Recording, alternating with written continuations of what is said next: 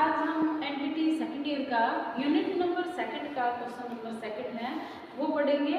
तो first question में हमने क्या पढ़ा था, हमने शिक्षा मनोविज्ञान के डेफिनेशन पढ़ी थी और शिक्षा मनोविज्ञान की जो प्रकृति थी उसका अध्ययन किया था।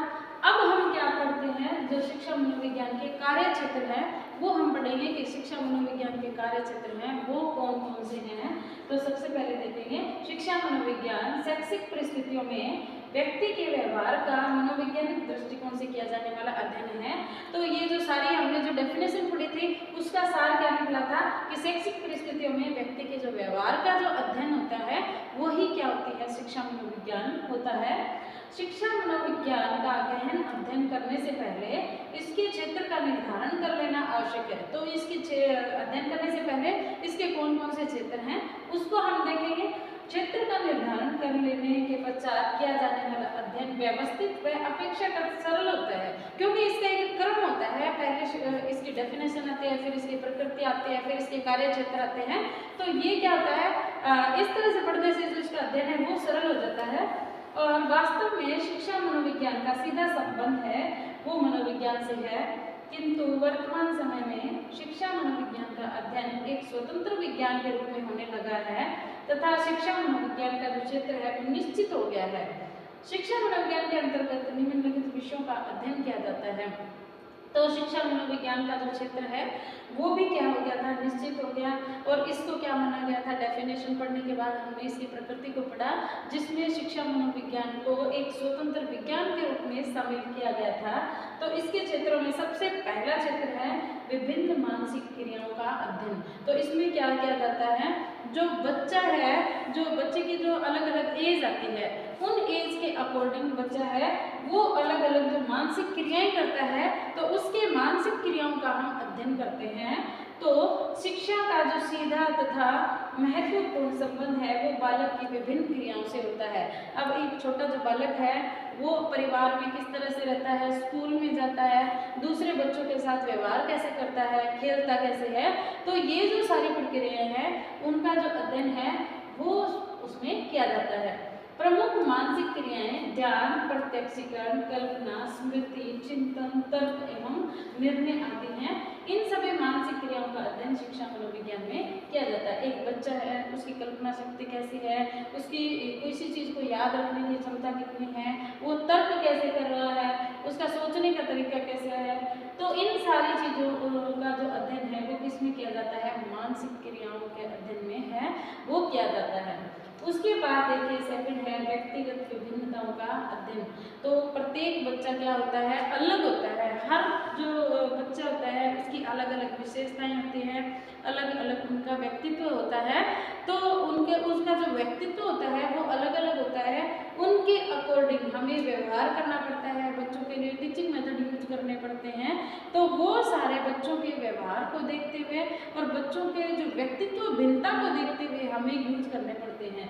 तो व्यक्तित्व भिन्नता क्या होती है, प्रत्येक व्यक्ति की कुछ व्यक्तिगत विशेषताएं होती है, इन्हीं के आधार पर व्यक्तिगत भिन्नताएं निर्धारित की जाती है। व्यक्तिगत भिन्नताओं को ध्यान में रखकर सही शिक्षा प्रदान की जा सकती है। आज क्लास में अगर 30 बच्चे हैं तो 30 के 30 बच्चे हैं उनमें व्यक्तिगत भिन्नताएं मिलेंगी। किसी का व्यवहार करने का तरीका कैसा होगा, किसी का व्यवहार करने का तरीका कैसा होगा, पढ़ने लिखने का, उनके सोचने विचारने का, तो वो क्या होती हैं, उनकी सबकी व्यक्तिगत भिन्नताएं होगी और उन व्यक्तिगत भिन्नताओं को ध्यान में रखते हुए ही हमें उनको शिक्षा प्रदान है वो करनी है। इस आवश्यकता को ध्यान में रखते हुए शिक्षा मनोविज्ञान द्वारा व्यक्तिगत भिन्नताओं का अध्ययन है वो किया जाता है। तो हमें बच्चों को पढ़ाने के लिए कौन से टीचिंग मेथड यूज करने हैं जिससे बच्चे को इजीली समझ में आ जाए।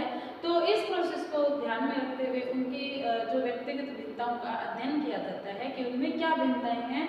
तो कुछ बच्चे ऐसे होते हैं जो एक बार चीज़ को समझाते हैं, क्या कर लेते हैं, उनकी कैचिंग पावर अच्छी होती है, वो समझ जाते हैं। लेकिन कुछ बच्चे ऐसे होते हैं जिसको 3 से 4 बार समझाना पड़ता है। कुछ बच्चे ऐसे होते हैं जिनको विशेष कक्षाएं लेके समझाना पड़ता है। तो वो सारे उनके किस में आते हैं, व्यक्तिगत भिन्नताओं में आते हैं। उसके बाद देखिए सीखने की प्रक्रिया का अध्ययन, लर्निंग प्रोसेस क्या होती है। तो शिक्षा मनोविज्ञान का अर्थ तथा परिभाषा से संबंधित विवेचन के अंतर्गत स्पष्ट किया गया है कि शिक्षा मनोविज्ञान का सीधा संबंध सीखने की प्रक्रिया से है। सीखने की प्रक्रिया जीवन भर चलने वाली प्रक्रिया है। तो सीखने की प्रक्रिया है वो जन्म से ही बच्चा सीखना शुरू कर देता है, बोलना, चलना, हंसना, रोना, तो सब कुछ है वो क्या होती है, उसकी जो प्रक्रिया है वो सीखने से चलती है। यह प्रक्रिया बालक के जन्म लेने के साथ साथ प्रारंभ हो जाती है और संपूर्ण जीवन काल में किसी न किसी रूप में अवश्य ही चलती रहती है। तो शिक्षा मनोविज्ञान सीखने की प्रक्रिया का विस्तृत एवं बहुपक्षीय अध्ययन है, वो शिक्षा मनोविज्ञान द्वारा किया जाता है। अब बच्चा है वो किस प्रकार से सीखता है, उसको सीखने के लिए हम सिखाने के लिए हम कौन से मेथड यूज कर रहे हैं, इन सब का अध्ययन इसमें किया जाता है। सीखने के विभिन्न नियम हैं तथा सीखने की प्रक्रिया को प्रभावित करने वाले कारक भी अनेक हैं। अब सिखाना है बच्चे को तो उसकी एज भी इम्पोर्टेंस रखती है, उसकी मानसिक जो स्थिति है वो भी इम्पोर्टेंस रखती है। तो ये जो सारी चीज़ें हैं वो उसके सीखने के प्रोसेस को क्या करती हैं, प्रभावित करती हैं। सीखने की प्रक्रिया विभिन्न विधियों द्वारा पूर्ण होती है, तो सीखने के लिए अलग अलग विधियाँ अपनाई जाती हैं। समय समय पर सीखने की प्रक्रिया में पठार भी आ जाते हैं। अब पठार का मतलब क्या होता है, पठार का मतलब होता है रुकावट। तो हम बच्चे को सिखा रहे हैं, सिखाने की प्रोसेस चल रही है, तो कई बार क्या आते हैं कि बच्चे के सीखने में, जैसे बच्चा बीमार हो गया, बच्चे को कोई मानसिक टेंशन हो गई, तो इन चीज़ों से जो बच्चा सीख रहा है उसकी प्रोसेस में थोड़ी सी क्या आ जाती है, रुकावट आ जाती है। तो उसको हम क्या कहते हैं, शिक्षा का पठार कहते हैं, जिनके कारण सीखने की गति है वो रुक जाती है। और सीखने की प्रक्रिया के इन विभिन्न पक्षों का व्यवस्थित अध्ययन शिक्षा मनोविज्ञान के अंतर्गत है, वो किया जाता है। तो बच्चा है वो कंटिन्यू सीख रहा है, लेकिन कई बार क्या होता है, बहुत से रीजन की वजह से उनका जो सीखना है वो एक अवस्था पे आके रुक जाता है। तो मतलब उनके सीखने में कोई ना कोई बाधा आती है, तो उन पठारों का अध्ययन भी हम किसमें करते हैं, शिक्षा मनोविज्ञान में करते हैं। उसके बाद देखिए विकास के विभिन्न स्तरों और पक्षों का अध्ययन। मानव जीवन विकास के विभिन्न अवस्थाओं से होकर चलता है। मानव जीवन में शिशुअवस्था आती है, बाल्यावस्था, किशोरावस्था, प्रौढ़ावस्था, तो ये सारी अवस्थाओं से होकर मानव जीवन है वो गुजरता है। और विकास के विभिन्न स्तरों पर व्यक्तित्व की जो संबंधी विशेषताएं हैं, वो आवश्यकताएं हैं, समस्याएं हैं, वो अलग अलग होती है। प्रत्येक आदमी की समस्याएं हैं और उसकी व्यक्तित्व संबंधी विशेषताएं हैं, वो सभी क्या होती हैं, अलग अलग होती है। सोचने समझने का तरीका अलग होता है। विभिन्न विभिन्न अवस्थाओं में भिन्न भिन्न प्रकार की शिक्षा है वो प्रदान की जानी आवश्यक है। आज छोटा बच्चा है उसको हम किस प्रकार की शिक्षा दे रहे हैं, बच्चा है थोड़ा बड़ा किशोरावस्था में आ गया उसको किस प्रकार से शिक्षा देनी है, प्रौढ़ावस्था में कैसे सीखेगा, तो इन सभी का जो अध्ययन है वो जरूरी है। इसलिए शिक्षा मनोविज्ञान मानव विकास के इन भिन्न भिन्न अवस्थाओं का व्यवस्थित अध्ययन करता है कि बच्चा है कौन सी अवस्था में बच्चे को किस लेवल की चीजें सिखानी है, इसका अध्ययन किसमें किया जाता है, शिक्षा मनोविज्ञान में किया जाता है। प्रत्येक व्यक्ति का विकास अनेक प्रकार से होता है, इन्हीं विकास के भिन्न पक्ष कहा जाता है। मनुष्य के मुख्य पक्ष है वो शारीरिक पक्ष है, मानसिक पक्ष है, संवेगात्मक है, सामाजिक है, सौंदर्यात्मक पक्ष है। तो इन सारे पक्षों के अंतर्गत है वो अध्ययन है वो किया जाता है। इन समस्त पक्षों के विकास का व्यवस्थित अध्ययन है शिक्षा मनोविज्ञान के अंतर्गत है वो किया जाता है। इन सभी पक्षों के समुचित विकास हेतु शिक्षा मनोविज्ञान सुझाव भी प्रस्तुत करता है। तो इस प्रकार जो मानव का जो विकास होता है इसके विभिन्न स्तर आते हैं। जो बच्चा है उसका जो शारीरिक पक्ष का अध्ययन किया जाता है, कुछ बच्चे होते हैं वो जल्दी ग्रो करते हैं, कुछ बच्चों की जो हाइट है या बच्चे का शरीर में बाधा आ जाती है तो उसका विकास है वो धीमी गति से होता है। मानसिक पक्ष अलग होता है, बच्चे के सोचने समझने की जो क्षमताएं होती है या किसी चीज़ को सीखने की याद रखने की क्षमताएं अलग अलग होती हैं। उनका संवेगात्मक पक्ष अलग होता है, कुछ बच्चे होते हैं वो जल्दी गुस्सा कर जाते हैं, कुछ बच्चे होते हैं उसमें पेशेंस लेवल होता है। सामाजिक पक्ष होता है बच्चा समाज में रहकर कैसा व्यवहार कर रहा है। सौंदर्यात्मक पक्ष होता है उसका एटीट्यूड कैसा है। तो ये सारी चीज़ें हैं, इन सभी पक्षों का अध्ययन है वो इसमें किया जाता है। उसके बाद देखिए बालक के शरीर से संबंधित गतिविधियों का अध्ययन है। शारीरिक गतिविधियों का शिक्षा से सीधा तथा घनिष्ठ संबंध है। शारीरिक क्रियाओं का जो प्रभाव है वो बालक के व्यवहार पे भी पड़ता है। ऐसी दशा में बालक के उचित विकास और शिक्षा हेतु शारीरिक गतिविधियों का अध्ययन है वो नियमन करना पड़ता है। यह कार्य शिक्षा मनोविज्ञान के क्षेत्र में ही होता है। आज बच्चा है वो शारीरिक क्रियाएं कैसे कर रहा है, मतलब बच्चा है वो खेलने कूदने में इंटरेस्टेड है या ग्राउंड में दूसरे बच्चे हैं उनसे व्यवहार कैसे कर रहा है।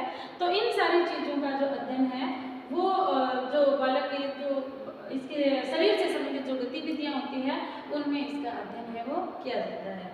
उसके बाद देखिए वंशानुक्रम तथा पर्यावरण का अध्ययन। एक बच्चा होता है उसमें दो चीज़ें इफेक्ट करती है, सबसे पहले उसका वंशानुक्रम और दूसरा उसका पर्यावरण, उसके आसपास का जो माहौल कैसा है। ये जो दोनों चीज़ें हैं वो बच्चे को बराबर इफेक्ट करती है, उसके विकास पे प्रभाव डालती हैं। तो बालक की विभिन्न क्षमताओं तथा प्रवृत्तियों को भली भांति जानने हेतु उनकी वंश परंपरा, उनसे संबंधित पर्यावरण को जानना भी आवश्यक हो जाता है। कई बार बच्चा असामान्य व्यवहार कर रहा होता है तो हमें पता लगाना पड़ता है कि बच्चा असामान्य व्यवहार क्यों कर रहा है, इसके पीछे रीजन क्या है, इसके पीछे वंशानुक्रम है या इसको घर पे माहौल ऐसा मिल रहा है। तो इन सारी चीज़ों का अध्ययन है वो इसमें किया जाता है। विशेष प्रकार की शिक्षा के लिए अनुकूल पर्यावरण को भी जानना आवश्यक होता है। यह सब जानकर के समुचित रूप में शिक्षा प्रदान की जा सकती है। शिक्षा मनोविज्ञान में मानव जीवन के दोनों पक्षों का व्यवस्थित अध्ययन है वो किया जाता है। वंशानुक्रम और वातावरण दोनों चीजों का जो अध्ययन है वो किया जाता है। उसके बाद देखिए रुचि, अरुचि तथा थकान आदि का अध्ययन। तो बच्चे क्या होते हैं, बच्चों को अगर उनकी आवश्यकता से ज़्यादा टाइम तक अगर उनको पढ़ाया जाता है तो वो बच्चे मानसिक थकान का अनुभव करते हैं, वो बच्चे बोर हो जाते हैं, तो उसके बाद वो पढ़ने में इंटरेस्ट नहीं लेते हैं। तो उनकी जो थकान है, बच्चा रुचि से पढ़ रहा है तो उसको जल्दी समझ में आएगा, अगर उसको पढ़ने में रुचि नहीं है तो उसको समझ में नहीं आएगा। तो ये सारी चीज़ों का क्या होता है, बच्चे की सीखने में इम्पोर्टेंट रोल होता है। तो शिक्षा में सीखने की जो प्रक्रिया का ही सर्वाधिक महत्व है। सीखने की प्रक्रिया को प्रभावित करने वाले कारक कौन कौन से हैं, रुचि तथा अरुचि। तो बच्चे का जो सीखना है वो सबसे मेनली किस पे डिपेंड करता है कि बच्चे के सीखने में रुचि है या नहीं है। तो रुचिकर कार्य शीघ्र तथा सरलतापूर्वक सीख लेता है। अगर बच्चा इंटरेस्ट ले रहा है किसी चीज़ में तो वो उस चीज़ को बहुत ही जल्दी सीखेगा और लंबे टाइम तक उसके दिमाग में रहेगी। लेकिन अगर कुछ चीज़ें बच्चे को अरुचिकर लगती हैं तो उनको सीखने की गति उनकी बहुत ही कम होती है और अरुचिकर कार्य सीखने में थकान भी अधिक तथा शीघ्र होती है। अब जिस चीज़ में बच्चे को रुचि ही नहीं है तो वो उसको सीखेगा तो उसको शारीरिक मानसिक थकान होगी और वो उस चीज़ को वो चीज़ है वो उसके माइंड में जल्दी से नहीं बैठेगी। तो इसलिए रुचि और अरुचि दोनों ही क्या इम्पोर्टेंट रोल होता है बच्चे को पढ़ाने में। इसके साथ ही वह सकते हैं कि मानसिक तथा शारीरिक थकान की अवस्था में सीखने की प्रक्रिया है वो सुचारू रूप से नहीं चल पाती है। अगर बच्चा है वो मानसिक रूप से या शारीरिक रूप से थका हुआ है, अगर वो सीखने में इंटरेस्टेड नहीं है तो ये जो प्रक्रिया है सिखाने की ये सुचारू रूप से नहीं चल पाती है। सीखने की प्रक्रिया को सुचारू रूप से बनाने के लिए संबंध कार्य को अधिक से अधिक है वो रुचिकर बनाने के प्रयास है वो किए जाते हैं। कई बार हम फील करते हैं कि बच्चा, हम जो बच्चे को सिखा रहे हैं वो बच्चा बोर हो रहा है, वो सीखने में इंटरेस्टेड नहीं है, तो उसमें हमें क्या, हम जो चीज़ को पढ़ा रहे हैं उसको इंटरेस्टेड बनाने की कोशिश करते हैं। जैसे कई बार बच्चे को खेल के माध्यम से सिखाते हैं या अदर एक्टिविटीज़ खेल के माध्यम से बच्चों को सिखाते हैं, जो कलरफुल बुक्स लेके आते हैं या प्रोजेक्ट मेथड से बच्चों को पढ़ाते हैं। तो वो सारी चीज़ें हैं वो बच्चे को अध्ययन के प्रति रुचि पैदा करने के लिए की जाती हैं।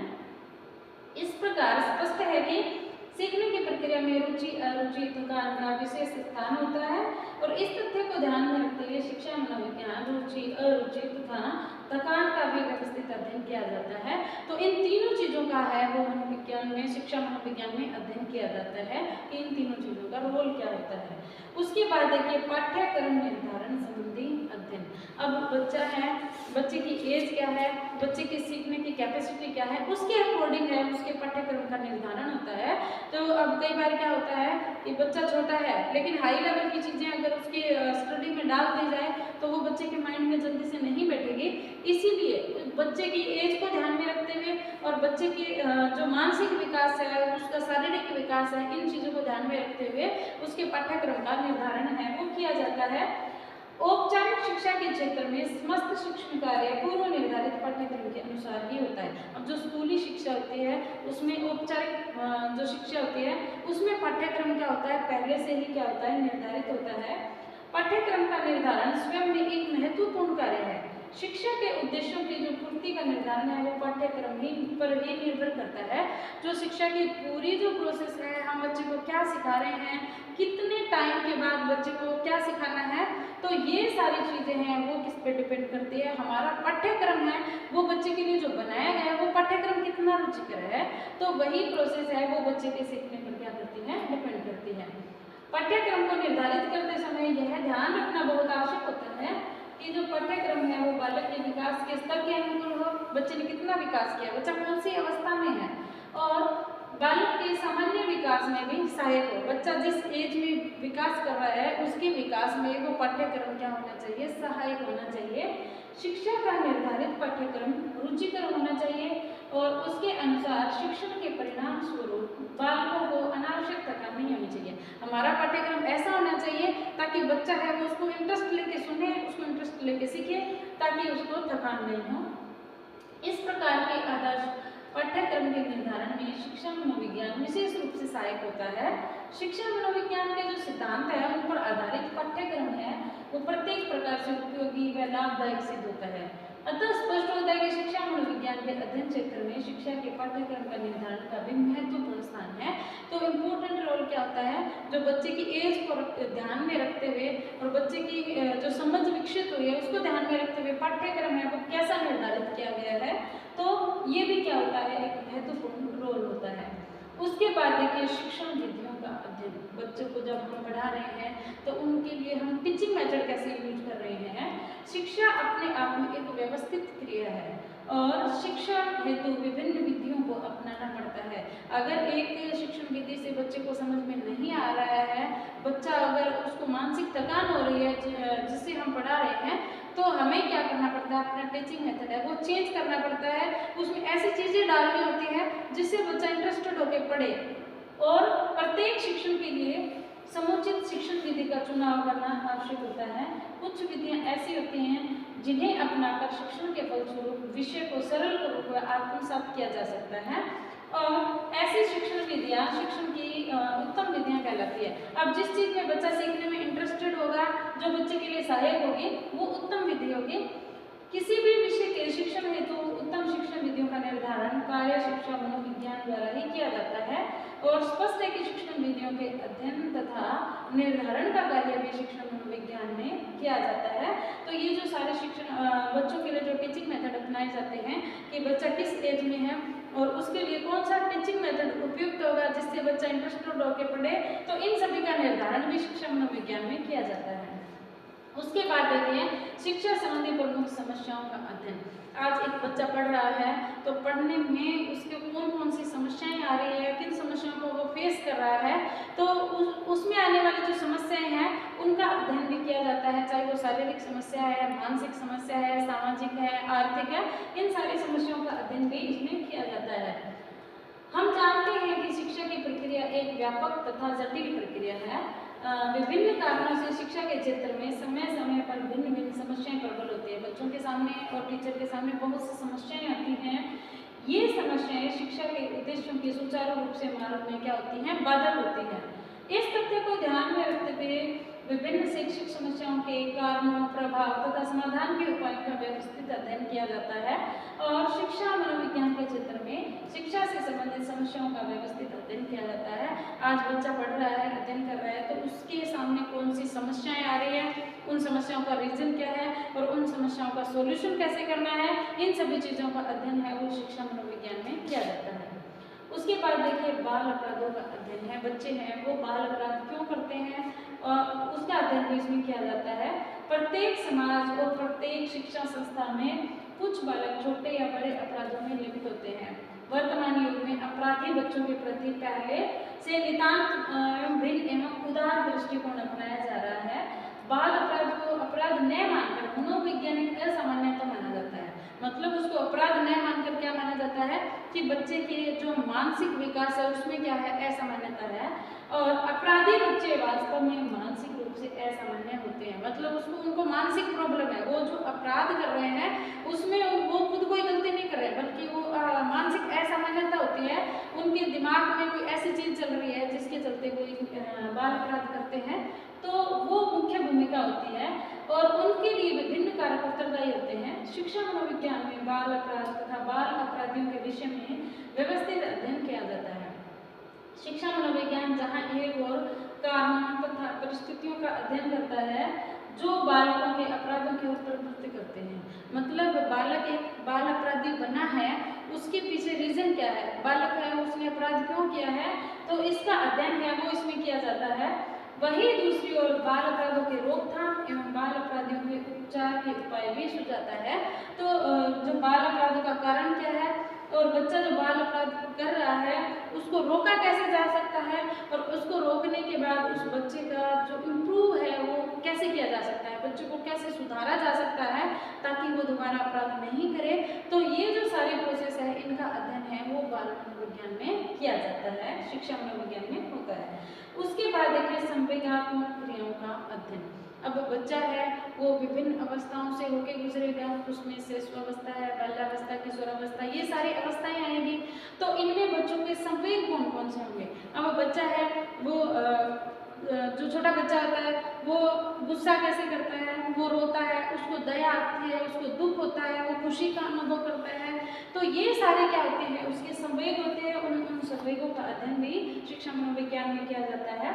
संवेग तथा संवेगात्मक क्रियाएं मनुष्य मात्रा के लिए नैसर्गिक तथ्य है और विभिन्न अध्ययनों द्वारा ज्ञात हो चुका है कि कुछ संवेगात्मक क्रियाएं बालकों को सुचारू रूप से विकास में सहायक होती हैं और इनके विपरीत कुछ अन्य संवेगात्मक क्रियाएं हैं जो विकास की गति को कुंठित भी कर देती हैं। अब कुछ ऐसी क्रियाएं हैं जो विकास में क्या करती हैं, सहयोग करती हैं, बच्चे का विकास अच्छा हो, और कुछ क्रियाएं ऐसी होती है जो उसके जो बालक का विकास है उसको रोक देती हैं। और हास प्रयास तथा स्नेह आदि संवेगात्मक क्रियाएं विकास की प्रक्रिया में सहायक होती है। आज बच्चा कुछ सीख रहा है, बच्चा कुछ लिख रहा है, अगर हमने उसका मजाक उड़ा दिया तो वो क्या हो जाएगा, बच्चा कुंठित हो जाएगा और आगे वो काम करने के बारे में नहीं सोचेगा। वही अगर हम बच्चे को क्या कर रहे हैं, बच्चे को मोटिवेट कर रहे हैं तो बच्चे का जो संवेगात्मक विकास है वो अच्छा होगा। जबकि क्रोध, द्वेष और ईर्ष्या आदि संवेगात्मक क्रियाएं यदि प्रबल हो जाए तो बालक का सामान्य विकास कुंठित और अवरुद्ध हो जाता है। अगर एक क्लास में बच्चा है वो दूसरे बच्चों से जेलसी फील कर रहा है, बार बार उन चीज़ों को सोच रहा है, तो उसका जो विकास है वो क्या होगा, कुंठित होगा। और बालकों में सही विकास के लिए आवश्यक है कि अनुकूल संवेगात्मक क्रियाएं हैं वो प्रबल हो और विकास के लिए प्रतिकूल संवेगात्मक क्रियाओं को शोधित तथा रूपांतरित करना है वो आवश्यक होता है। अब बच्चे के सामने ऐसी कंडीशन आ जाती है कि कई बार बच्चा होता है वो दूसरे बच्चों से ईर्ष्या करने लग जाता है, दूसरे बच्चों से उसको क्रोधित होता है, तो उसके पीछे रीजन क्या है, बच्चा है वो ऐसा व्यवहार है वो क्या कर रहा है और हम उसको सही डायरेक्शन में कैसे लेके जा सकते हैं, इनका अध्ययन है वो किया जाता है। यह कार्य शिक्षा मनोविज्ञान के सिद्धांतों के आधार पर ही किया जाता है। इस तथ्य को ध्यान में रखते हुए कहा जाता है कि संवेगात्मक क्रियाओं का अध्ययन है वो शिक्षा मनोविज्ञान के क्षेत्र में ही निहित है। उसके बाद देखिए मनोवैज्ञानिक मापन संबंधी अध्ययन। मनोविज्ञान में कुछ चीजें ऐसी भी होती है जिनका मापन किया जाता है। विभिन्न परीक्षणों में बालकों की विभिन्न योग्यताओं को ज्ञात करने के साथ साथ उनका सही मापन भी आवश्यक होता है। इसके लिए विभिन्न मापनियां तैयार की जाती हैं और शिक्षा मनोविज्ञान के क्षेत्र में इन मापनियों का व्यवस्थित अध्ययन किया जाता है। तो बच्चा है उसका संवेगात्मक व्यवहार है, उसका मानसिक, सामाजिक, उसका आर्थिक विकास है, तो ये जो सारी चीज़ें हैं, बच्चे का मानसिक विकास कैसा है, तो उन सारी चीज़ों को अध्ययन करने के लिए अलग अलग मापनियाँ बनाई गई, बच्चे के व्यवहार को ज्ञात करने के लिए अलग अलग मापनियाँ बनाई गई। तो ये क्या होते हैं, इनका जो अध्ययन है वो मनोवैज्ञानिक जो शिक्षा मनोविज्ञान है उसमें किया जाता है। उसके बाद मनोवैज्ञानिक परीक्षणों का अध्ययन। शिक्षा के क्षेत्र में अभिष्ट लक्ष्य की प्राप्ति के लिए सही शैक्षिक निर्देशन अत्यंत आवश्यक है। बच्चे को हम निर्देशन दे रहे हैं वो सही देना बहुत जरूरी है। शिक्षक शैक्षिक निर्देशन के लिए बालक की योग्यताओं, क्षमताओं, रुचियों एवं अभिरुचियों आदि को जानना बहुत आवश्यक है। हम बच्चे को दिशा निर्देश दे रहे हैं तो हमें पहले क्या जानना है, उसकी योग्यताएं, उनकी क्षमताएं, उसकी रुचियां, उन सभी को ध्यान में रखते हुए हम बच्चे को निर्देश दे सकते हैं। इन सभी आवश्यक जानकारियों के लिए विभिन्न प्रकार के परीक्षण हैं वो आवश्यक होते हैं। शिक्षा मनोविज्ञान के अध्ययन के क्षेत्र में परीक्षणों का व्यवस्थित अध्ययन किया जाता है। भिन्न भिन्न प्रकार के जो मनोवैज्ञानिक परीक्षण तैयार किए जाते हैं और उन्हें व्यवहारिक रूप में लागू भी किया जाता है। अब बच्चे हैं, बच्चे की मानसिक क्षमता कितनी है, इसको लेके भी जो बच्चे की अलग अलग कैटेगरियाँ हैं वो बनाई गई। अब बच्चे की मानसिक क्षमता है, जैसे सामान्य बच्चा है वो कौन सी श्रेणी में आएगा, मंद बुद्धि बच्चा है उसकी बुद्धि लब्धि कितनी होगी, जो शार्प माइंड बच्चा है, अच्छा इंटेलिजेंट है, उसकी बुद्धि लब्धि कितनी होगी। तो उसकी बुद्धि लब्धि पता करने के लिए मापनियाँ बनाई गई और उन मापनियों का यूज है वो किया जाता है। अंत में यह कहा जा सकता है कि शिक्षा मनोविज्ञान शिक्षा प्रक्रिया को सफल बनाने के लिए बालक के व्यवहार का अध्ययन है वो शैक्षणिक वातावरण में करता है। और वास्तव में शिक्षा मनोविज्ञान के क्षेत्र में बालक के समस्त व्यवहारों जो शैक्षिक वातावरण में किए जाते हैं उनका अध्ययन किया जा सकता है। तो इस प्रकार इस क्वेश्चन में हमने क्या पढ़ा कि जो शैक्षिक वातावरण है उसमें बच्चे का जो व्यवहार होता है उसका अध्ययन कैसे किया जाता है, उसमें कौन कौन सी कैसे कैसे मापनियाँ यूज की जाती है, कौन कौन से क्षेत्र इसमें आते हैं। तो इसका अध्ययन हमने सेकंड नंबर क्वेश्चन में पढ़ा। इसी के साथ ये क्वेश्चन नंबर समाप्त होता है। Thank you.